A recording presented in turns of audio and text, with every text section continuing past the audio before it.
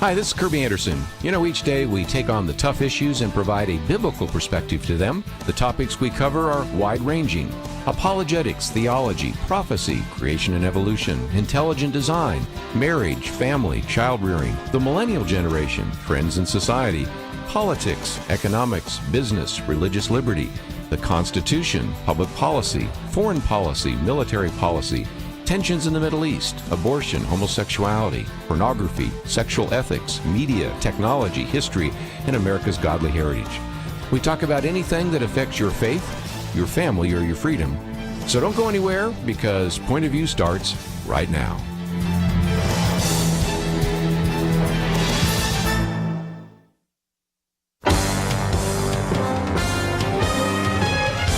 Across America, live. This is Point of View.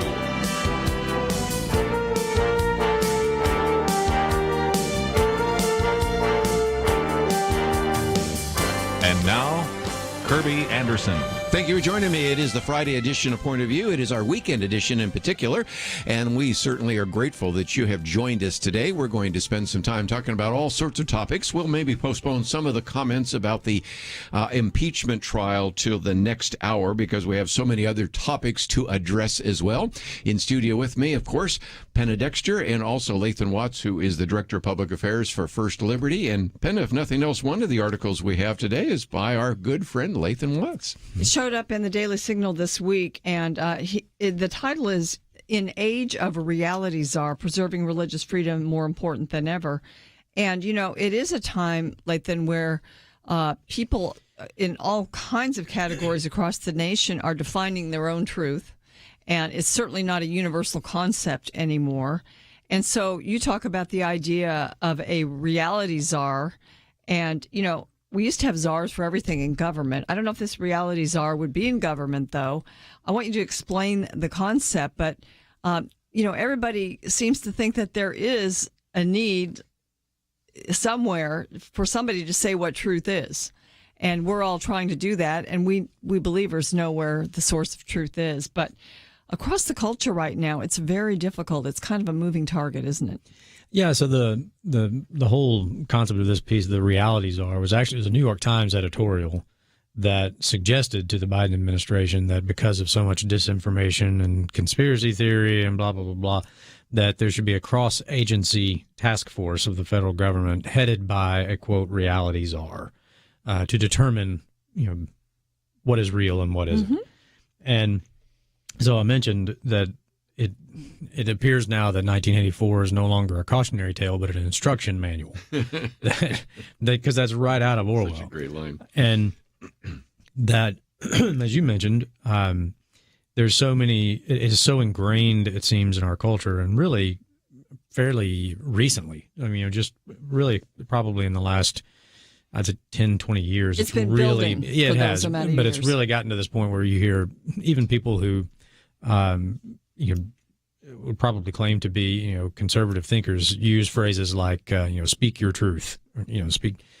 And I mentioned, well, the whole concept of your truth or my truth has ingrained in it that truth can somehow be relative. And so what happens if your truth conflicts with mine? You know, that question, you know, identifies the fact that two people who are saying the exact opposite things, they both can't be true. If one of them is true, then the opposite is by definition untrue. And so truth, as we know, is absolute. It doesn't matter if you believe it or not. It's still true. Truth doesn't need you to believe in it in order to remain true.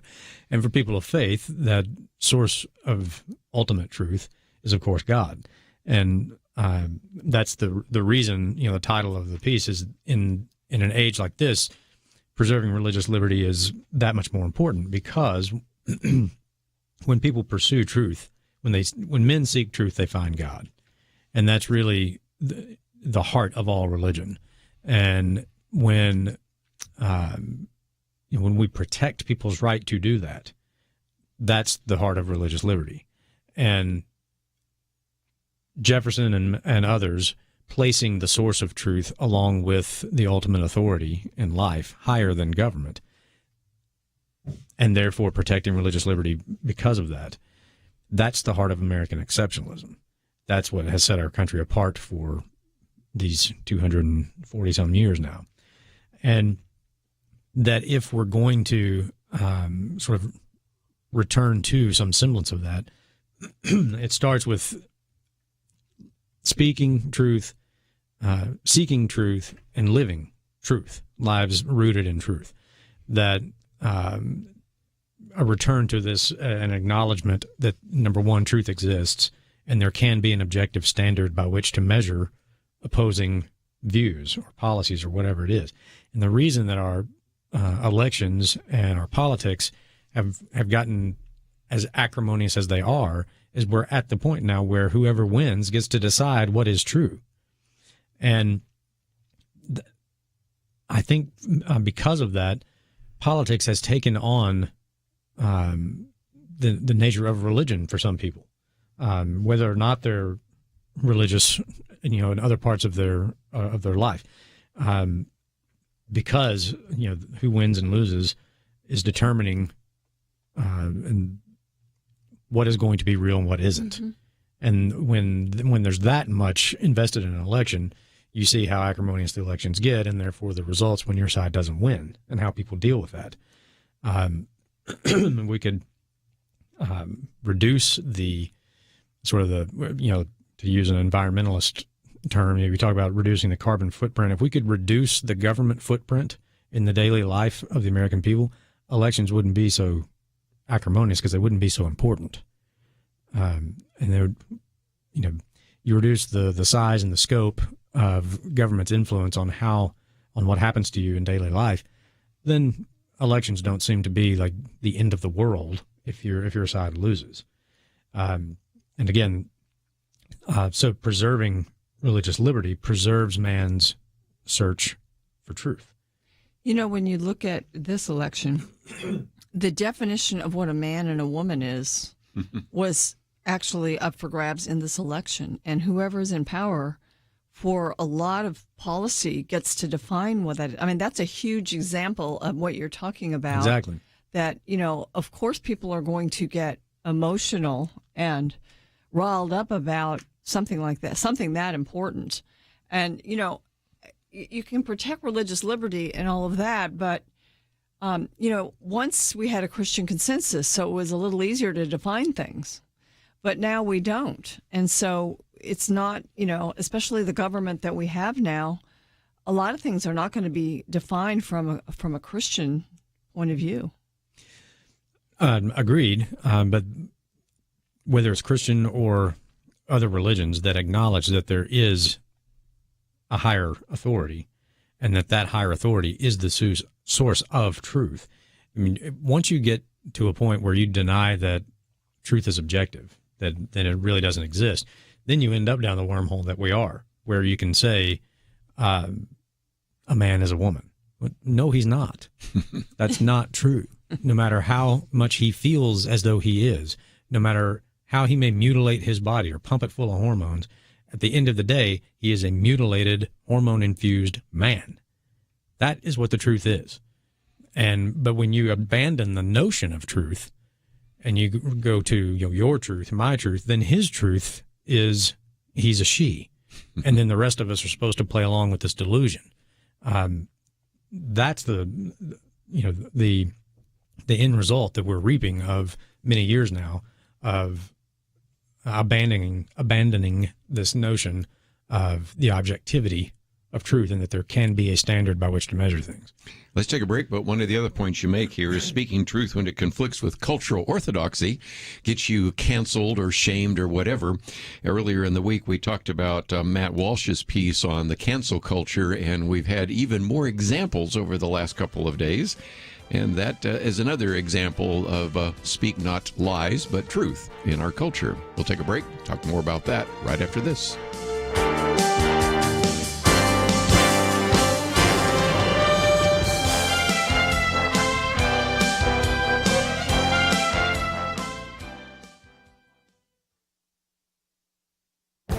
This is Viewpoints with Kerby Anderson. Why is there so much panic and tension in our world today? There are probably lots of explanations, but Michael Brennan Doherty puts his finger on our smartphones. Now, he acknowledges that the pandemic and the lockdowns have contributed to the unease we feel, and he also concedes that the polarization of our politics is also having a significant impact. But he goes on to explain that the smartphone is a novel substance in our environment. He believes that it is inducing people to have a kind of low-level panic and paranoia, especially in conjunction with social media. Now, much of the impact, he believes, is physiological. For example, the smartphone uses a small, backlit screen that emits blue light. There's quite a bit of research that documents the effect of blue light on circadian rhythms that are an important part of our sleep.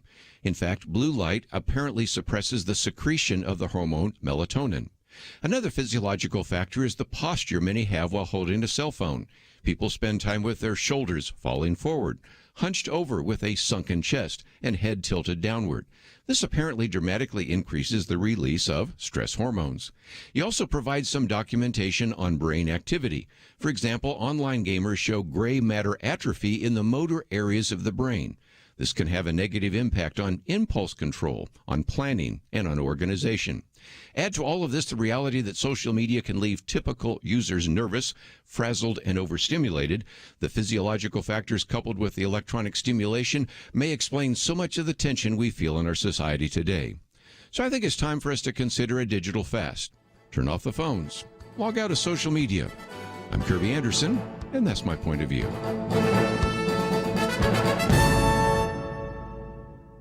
Go deeper on topics like you hear on Viewpoints by visiting pointofview.net. Pointofview.net.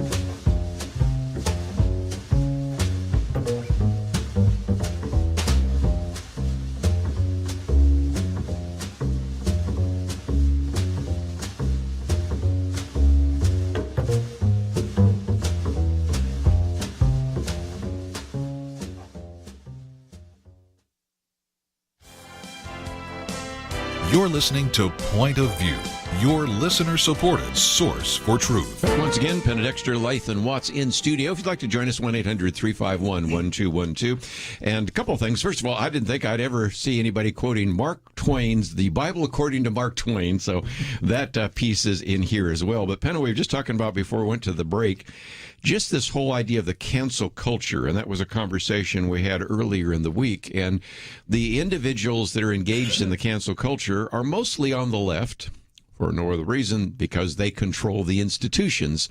And we've had a week full of people that have been canceled, and all of that exists in large part because if you, as Lathan says here, challenge cultural orthodoxy or what's considered politically correct or what the woke mob says is true, you get canceled very quickly, don't you? Yeah, and this reality czar might not necessarily be in government because really the groups canceling are different. I mean, the social media is leading it right now, and also the academia, the ivory tower, and now Hollywood canceling. Her name is Gina.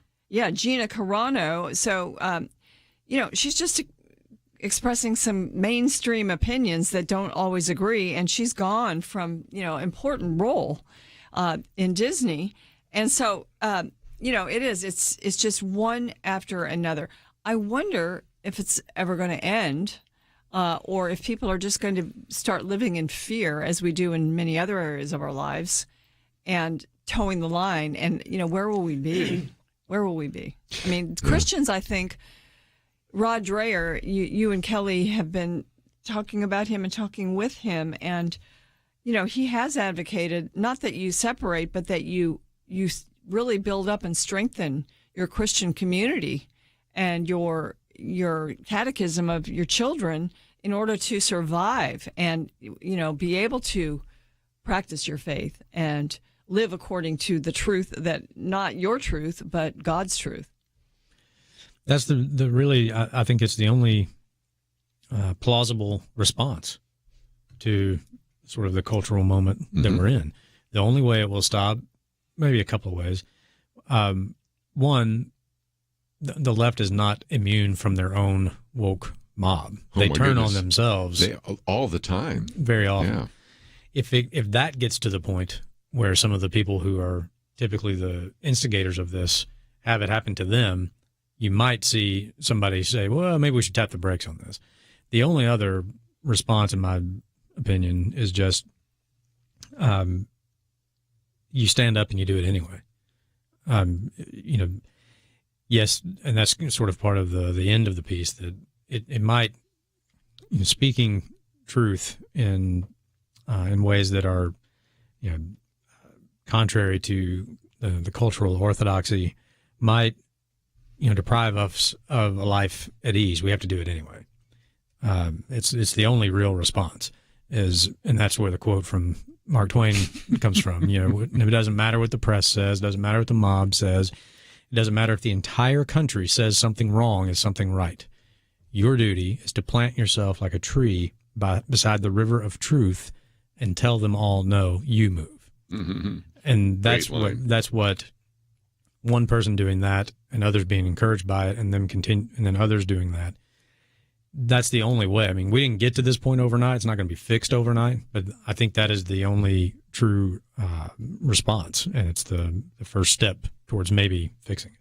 I think your article is a call to people who are Christian leaders, who have people that look to them for discipleship, pastors all over the country.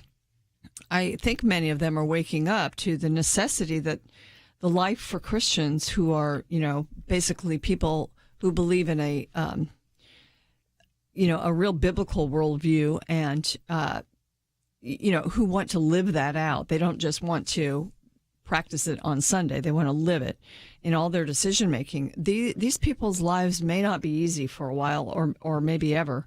And pastors, I think, need to be preparing their flocks for this. I think some are seeing that, and I think you're beginning to see that. And I think the ones that are, standing strong, they're going to also be facing a lot of opposition. But I think we're entering a really difficult time for Christians. I'm glad that we are protecting religious liberty, because at least we can stand on the Constitution and our rights to do so. But it's kind of a scary time, but it's also in a sense a time when we can watch God work, and we need to really have courage.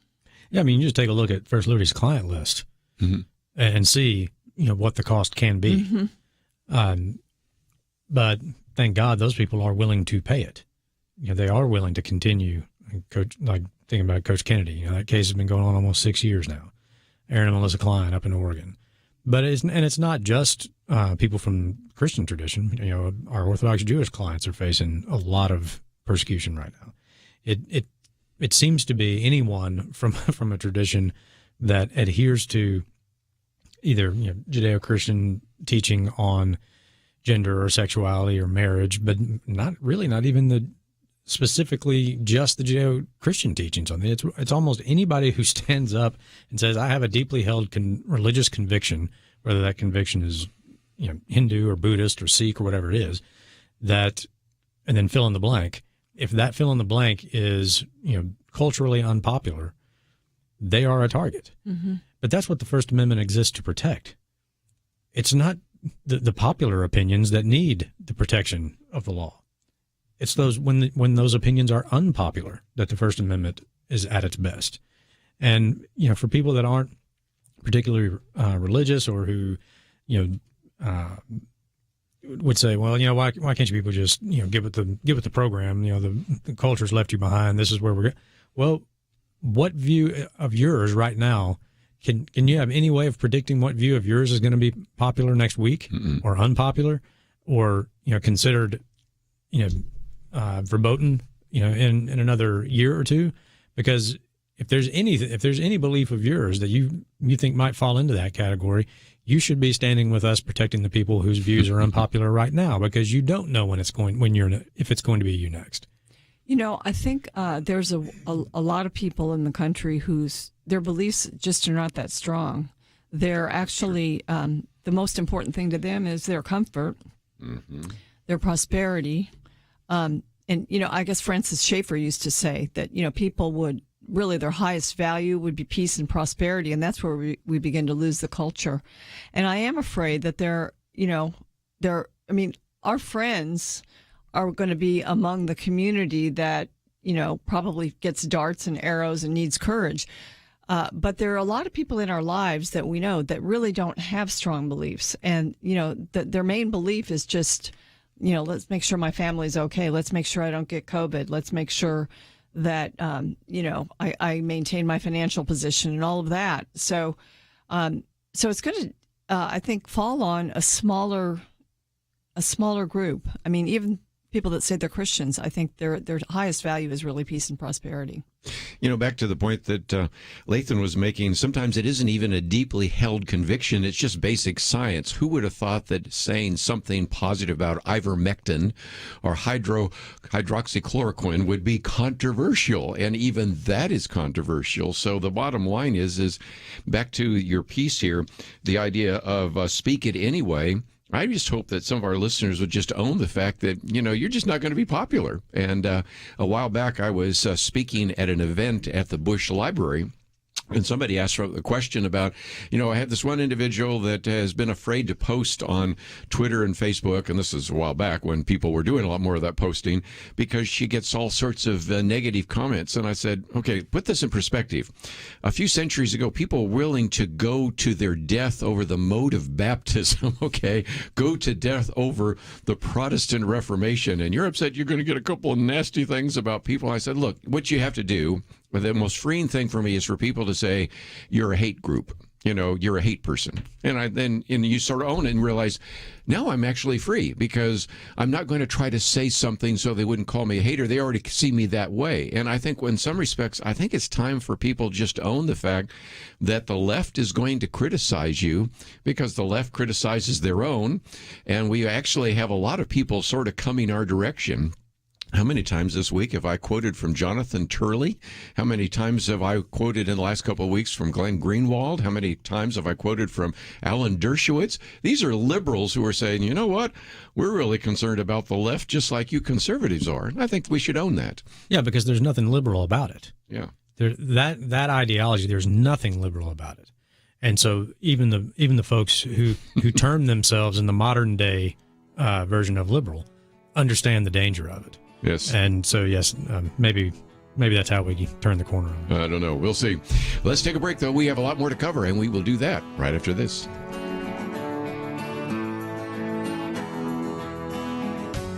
It is a new year, but we're still dealing with the same old problems. Problems like media bias and censorship, only now those problems are getting worse. Did you ever think that media bias could get worse? What about big tech censorship? Powerful companies like Facebook, YouTube, and Google have targeted Christians and conservatives for years, but now people are being banned from social media sites. Entire social media platforms are being cast offline. Same old problems, only worse. But here's the good news. Even when new years come and old problems get worse, the core solutions stay the same. We do what's right. We stand for freedom. We speak the truth. That's what Point of View has done for almost 50 years and continues doing today. More than ever, Americans need the reliability and perspective that Kerby Anderson and the Point of View team offer. You can stand with Point of View in this battle. Visit pointofview.net or call 1-800-347-5151. Pointofview.net and 800-347-5151. Point of View will continue after this.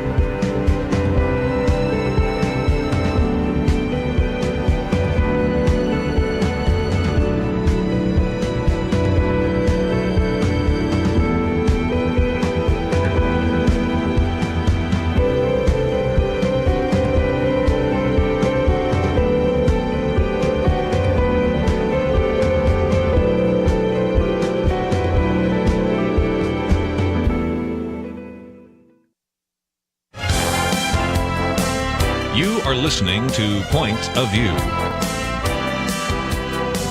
The opinions expressed on Point of View do not necessarily reflect the views of the management or staff of this station. And now, here again is Kerby Anderson. Back once again, and we have Lathan Watts and Penna Dexter with us. One of the articles, I think it's our second article, is entitled Trying to Protect Babies Who Survive Abortion.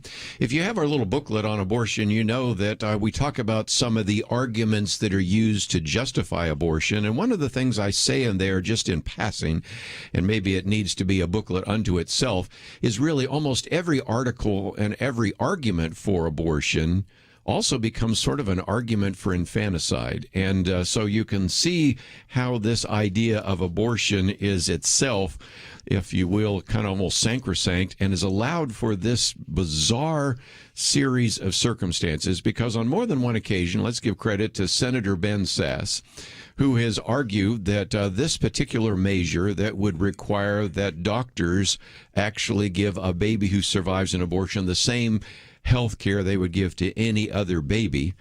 And he's always said, and this is the next time the vote took place, that this should be a 100-0. Yeah. And instead, at best this time, he got 52 votes. That would be 50 Republicans and 2 Democrats.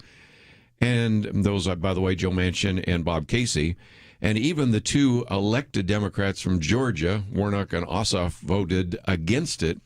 And I just think this illustrates, Penna, only so well what we were talking about with Lathan, and that is what we would all assume to be common sense is nevertheless something that you can't even get a significant majority of individuals in the Senate to vote for. I think if you're a Democrat right now, and if you support anything that acknowledges that abortion takes a human life, you're canceled. And, you know, this one, I mean, we do have a law on the books about this, but there's no penalties for it. And so this one was needed in order to actually give it teeth, because we've had that law for a long time. And I think it was called the Born Alive Infant Protection Act. But this one actually has a punishment component for the abortionist, not for the woman, but for the abortionist. But yeah, I mean, I've had friends who have now it's grandchildren, but even had children or grandchildren in the NICU, and they look at these babies in there who are so tiny and would be unable to live on their own, and the amount of effort, love, money, research that's gone into saving these babies, it just it supports and really helps us make that point that this is a life. This is a human life, even if it's born at 23 weeks and, needs all kinds of help to live outside the womb, is still a human life created by God. And who are we? Who are we not to do everything we can to save that life just because the mom finds it inconvenient? And even if you don't get into what is commonly held religious belief around this table, and probably for the vast majority of the people listening, if you just look at, go back to Jefferson and the Declaration of Independence, right? That all men are created equal and therefore endowed by their Creator certain unalienable rights, among them life, liberty, and the pursuit of happiness. If you look at the way he wrote that and the order in which he listed those things, you cannot have one without the one that precedes it. You cannot pursue happiness if you're not free. The most basic freedom there is the freedom to be allowed to live. That's why it's first. You can't have the other two unless you have that one. And I think as our technology and our knowledge and our science has improved over the years, especially since the Roe v. Wade decision, it is becoming harder and harder for people to look at that sonogram and say that's not a person. That's not a human life. Right. It's a clump of cells. When even at as early as 20 weeks, a baby that was born prematurely, or there was a problem with the pregnancy and they had to go get the baby at 20 weeks, can be put in a NICU and live. It's in some ways it's appalling that we would even need to attempt to pass a law like this, because it should be to have it. basic medical ethics. Yes. who am I to talk about ethics, right? I'm a lawyer. But there are legal ethics. There are canons of ethics that lawyers are supposed to abide by, and if not, people can bring a complaint against you with your bar association. The same standard applies in medicine. If somebody is doing something that is unethical, they have a license to maintain, and there's a board that regulates them, and there are ways to. If for nothing else, the basic Hippocratic oath, you see a helpless infant laying there and you do nothing to help it, how do you call yourself a doctor? Yeah. How does somebody not then take a complaint to your licensing board and say, this guy's violated the most basic canon of medical ethics that there is, and he should lose his license over it? Yeah.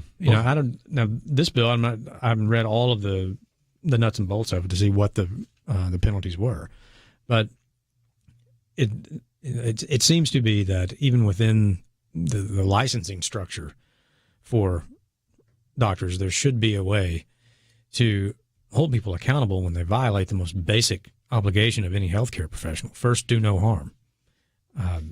And a helpless infant laying there, and the only difference is the mother came there because the mother didn't want the child, versus a mother who was there in a hospital in an emergency situation and that baby is born early. That makes no difference whatsoever. It's still a human life, and you as a doctor are required to help that person. I think if you take a look at all the adoption agencies in the country and the number of families that are on lists waiting to adopt children, Ready to adopt that one right there. there is no such thing as an unwanted child. Yeah, that's for sure. There just isn't anymore. The mother of that child may not want that child, but that child is not unwanted, and therefore should be given every shot at a life. Let me put one more thing on the table, and that is yesterday I had a commentary which was based on a previous interview with George Barna, in which he found more than about a half a dozen issues where there is a supermajority of both Republicans and Democrats that agree with that. And some of them are things like infrastructure, Medicare. One of them was interesting enough, I want to come back to that in just a minute, the issue of school choice. There is a supermajority of both Republicans and Democrats that want school choice.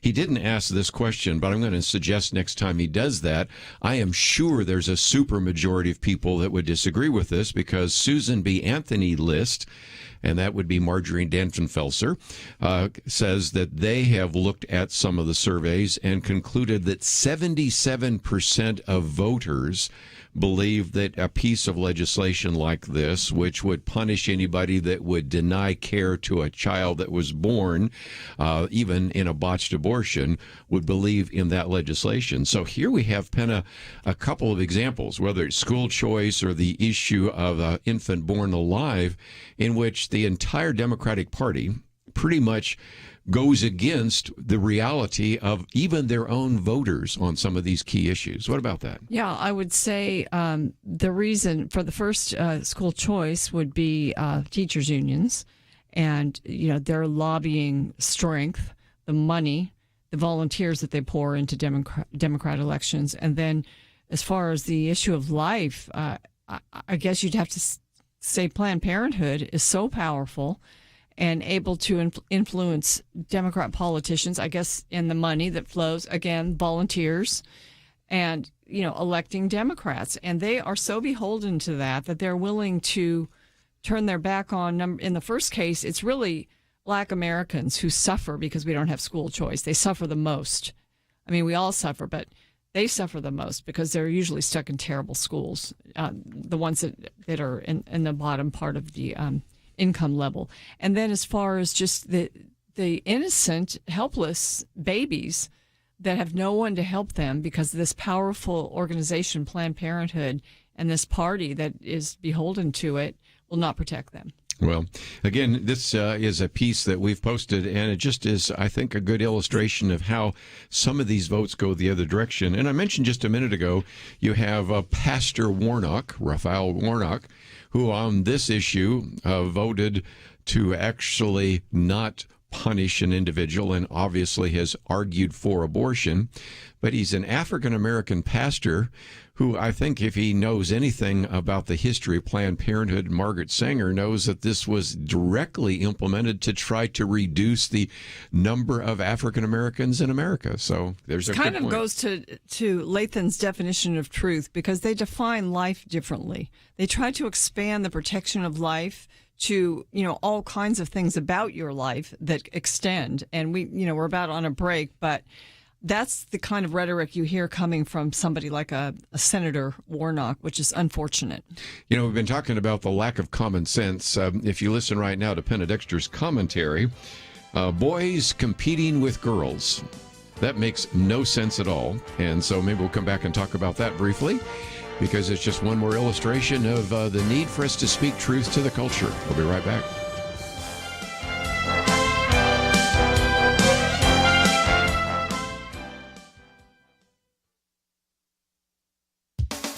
On his inauguration day, President Biden issued an executive order that could spell the end of women's athletics. The order directs federal agencies to interpret existing anti-discrimination law in a manner that removes the protection Title IX of the U.S. Education Code affords to women participating in competitive sports. The issue is festering in certain states, notably Connecticut, where 4 accomplished female athletes have repeatedly been losing track meets to biological males who identify as females. They have filed suit in federal court against the Connecticut Interscholastic Athletic Conference and 5 boards of education across the state. The president's nominee for Secretary of Education is Miguel Cardona, whose latest job was as Commissioner of Education in, guess what state? Connecticut. In Mr. Cardona's confirmation hearing, Kentucky Senator Rand Paul brought up the demoralizing impact Connecticut's policies are having on girls competing in high school track. Senator Paul wondered, what planet are you from? I mean, to think it's okay that boys would compete with girls in a track meet, and that somehow would be fair. A few states have introduced legislation that would bar transgender females from women's sports. Only one has passed.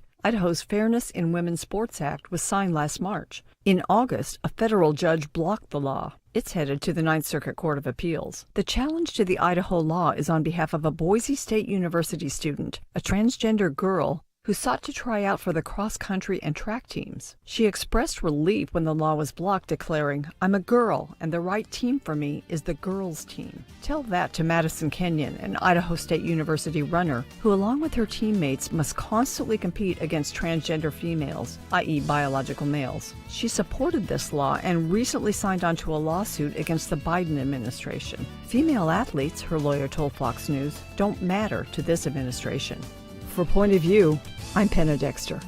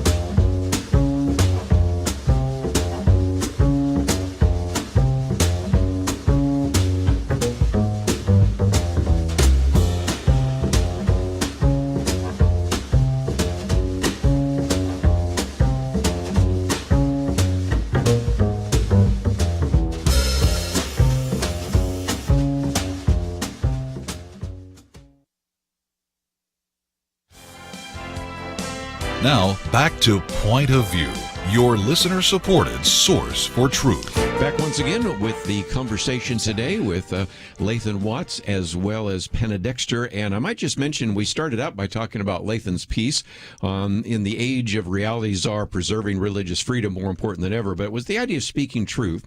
And I didn't necessarily plan it this way, but the more I thought about it, then when we got into the issue of having to deny what most people would see as common sense, we've already talked about this issue of denying that a baby is a baby when it's born as a result of a botched abortion. And then, of course, we come to Penna Dexter's commentary, which, if you're listening online, you just heard Destroying Girls Athletics, and that just illustrates the point even more. I just do not know, Penna, how people with a straight face can say there is nothing inherently wrong about having a boy who now calls himself a girl, or herself a girl, if I want to try to be proper with the pronouns, competing with the other girls. Because if you let boys and girls compete in just about any athletic endeavor, the boys win. And we've always created a separate opportunity for women's sports. And what you talk about in your piece today is destroying girls' athletics. And it's bad enough that's been happening in Connecticut. But now we have the individual that was sort of overseeing that as the nominee for the Secretary of Education now under the Biden administration. Tell us more. Well, day one of Joe Biden's presidency, the day he was inaugurated, he signed an executive order that brought back the definition in the Civil Rights Code of sex to mean gender identity, includes gender identity. Obama had defined it this way. When Trump came in, he reversed that. This is the trouble with doing things by executive order. Congress needs to pass something. But so that then, of course, we already had a problem with some of these school districts across the country, and Connecticut is ground zero. Idaho, there's a lot of problems there. With some of these sports, individual sports, usually cycling or running, track and things like that, where the boys are coming in and they're allowed to compete on the girls' team. If they're and there's no real requirement for it, but usually they are boys that are having trouble with their gender identity. And so, all of a sudden we realize, okay, now it's coming from the national level. They're fighting these battles in states, but more and more states could begin fighting them. And so some brave people in certain states are, they're bringing lawsuits. They're trying to pass laws. In Idaho, they did pass a law, but it's now being challenged to define, basically to allow girls to have their own teams and boys get to stay off it if they're born a boy. But so far, we're having to battle this. And, Rand Paul got up there. And, some people tiptoe around the language because they don't want to offend people that are struggling with their gender identity, or they don't want to be canceled by the left. Rand Paul doesn't care. And he's like, what planet are you from? And this is when he's interviewing the person that President Biden has nominated to be Secretary of Education. This man, he was the his title was Commissioner of Education in Connecticut. Connecticut is an area where biological girls are never, certain schools there are not able to win any track or cross country because there are a couple of boys that are in the competition that win. They pick up everything. So these girls are unbelievably discouraged. Their opportunities for championships, titles, scholarships, and all of that are really taken away by boys. And so Rand Paul got up and he just, he said it like it was. He spoke the truth. And, we just need to do that. I think most Americans know that, if you're born a boy, you stay a boy no matter what happens. If you're born a girl, you stay a girl no matter what happens. But again, we are going to have to be courageous. Every state is going to have to pass laws that keep the boys off the girls' team. And this whole executive order that's coming now from on high and will be enforced by this Mr. Cardona, who will probably be Secretary of Education, it's going to come down from the federal government. It's going to be a big problem. And again, I don't know how we will win that battle, but it's one for science, it's one for common sense, and it's one for truth. This is why, for decades, conservatives in politics have talked tough about getting rid of the Department of Education. And God willing, this might be the straw that breaks the camel's back. The next time people who believe in small government, people who believe in the Constitution and the enumerated powers are in control of the legislature and the executive branch, this ought to be bill number one. If for no other reason than this nonsense. Public education is not listed in the enumerated powers of the federal government in the Constitution. The 9th and the 10th Amendment says if it's not an enumerated power, it is reserved for the people or the states. Public education is a state issue. The federal government has no business regulating it in any way, funding it in any way, interfering with it in any way. And, Republicans have talked tough about the Department of Education as long as I can remember. And I've been following politics since I was a weird little kid in third or fourth grade or whatever. Mm-hmm. And they've said this over and over and again, and they've never done it. What else do you need? I mean, please, for the love of all things holy, the next time you get a chance, get rid of this nonsense. Let the states regulate. If Connecticut wants to buy into this nonsense, okay, that's Connecticut's business. Something tells me that Texas won't do that. And people who want their girls to have a real high school sports experience will move to Texas and move out of Connecticut. That's federalism. That's how we were intended to be governed. And that's how people get to vote with their feet. Connecticut wants to be absolutely, insane and say, well, yes, of course that's a girl because he says he's a girl. Yeah. Okay, that's Connecticut for you. All right. There are other states who, if they were empowered the way they should be to provide education and not have to worry about getting, come down upon by the feds, who I fully anticipate would say, no, this is nonsense. There are boys' sports and there are girls' sports, and you don't get to play the girls' sport just because you think you're a girl. It's high time we get rid of this. Yeah. And maybe this is, as I said, the straw that breaks the camel's back and put some strength in the spine of some of the people who have talked tough about this for many, many years. One would hope so. The Department of Education has all these sort of mandates, and states, in the name of planning their own education system or having curriculum, a lot of times it seeps down into every state because there's money that follows these mandates. But, it's not really that much money, and we would be so much better off if we would just get rid of that whole bureaucracy. And if you did, you could refund that entire portion of the budget back to the states where it goes. Yes, and it would be much better spent, and it would be done according to a process that takes into consideration local schools and what they want and need, and really just the citizens who are electing people across the state, school boards and things like that. But right now, we have allowed this unbelievable bureaucracy that, again, the teachers' unions also influence, and they just, they've pushed the homosexual agenda, but they pushed it, I think, hopefully it's a breaking point, Lathan. I hope you're right, because this is just the denial of reality. And, can we not agree about this particular biological scientific fact that a man is a man and a woman is a woman? We started out by whether 1984 was a cautionary tale or an institutional manual, but if nothing else, think of Winston. Is 2 + 2 = 4 or 5? And we live in a world where you have to say 2 + 2 = 5. And if you say 4, you're going to pay a price. But it's time for us to stand up and speak the truth, especially about girls' sports. You would never have thought that one just a few years ago, but there we are.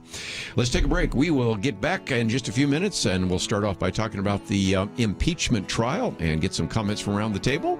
Join us then, right after these important messages.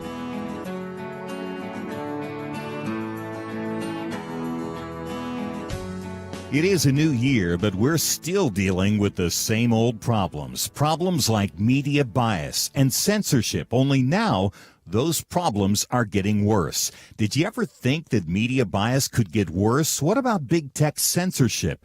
Powerful companies like Facebook, YouTube, and Google have targeted Christians and conservatives for years, but now people are being banned from social media sites. Entire social media platforms are being cast offline. Same old problems, only worse. But here's the good news. Even when new years come and old problems get worse, the core solutions stay the same. We do what's right. We stand for freedom. We speak the truth. That's what Point of View has done for almost 50 years and continues doing today. More than ever, Americans need the reliability and perspective that Kerby Anderson and the Point of View team offer. You can stand with Point of View in this battle. Visit pointofview.net or call 1-800-347-5151. Pointofview.net and 800-347-5151. Point of View will continue after this.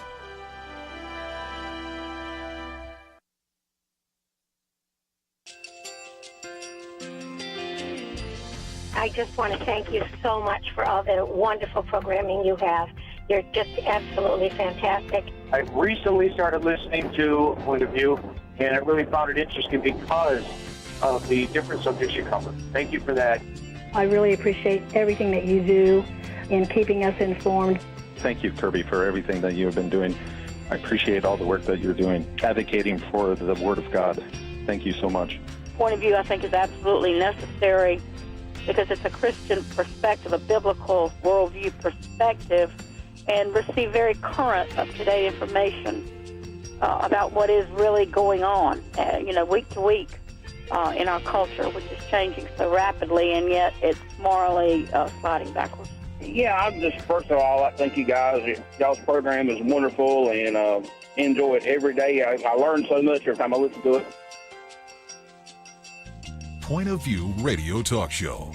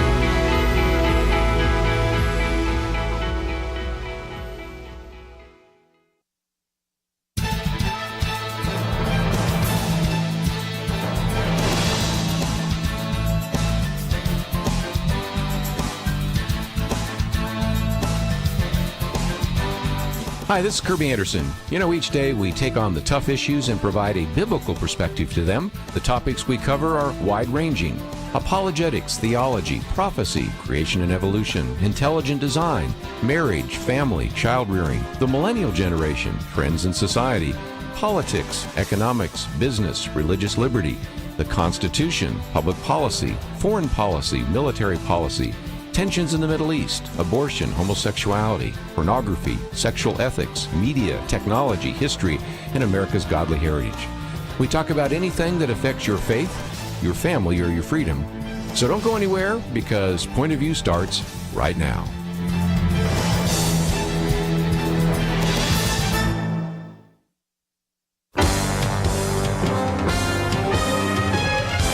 Across America, live. This is Point of View.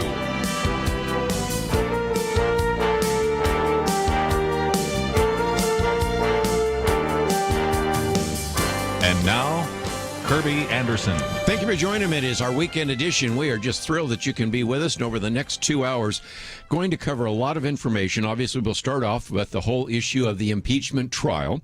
Do want to get some comments around the table on that. We have a number of things about a proposed travel restriction on the state of Florida. So I want to hear from some of you Floridians. But at the same time, no restrictions on people coming across the border and all sorts of issues related to that. We always like to cover some stories you maybe have never heard about. One of those came from Abigail Schreier, who was on the program when we talked about rapid onset, I guess I should say, gender dysphoria. But this one on Inside Planned Parenthood's Gender Factory. That was kind of new information. A vote the other day on the issue of whether or not an abortionist should protect the life of a child that was born in a botched abortion, and some other great material, including a very good piece by our own Lathan Watts here in The Age of Reality Czar, Preserving Religious Freedom More Important Than Ever. Penna Dexter in studio with us, as well as Lathan Watts, Director of Public Affairs for First Liberty. And Penna, I thought we'd go around the question and the roundtable for just a few minutes on the question of the impeachment, because this trial doesn't look like a typical impeachment trial for a lot of reasons. Yeah, it's not a typical trial, that's for sure. And first of all, there's nobody running it that's, I mean, when you look at it, you've got one of the more partisan, long-serving Democrats in the Senate who's actually presiding over the trial in the Senate. Yesterday, 2 days worth of Democrats making their case.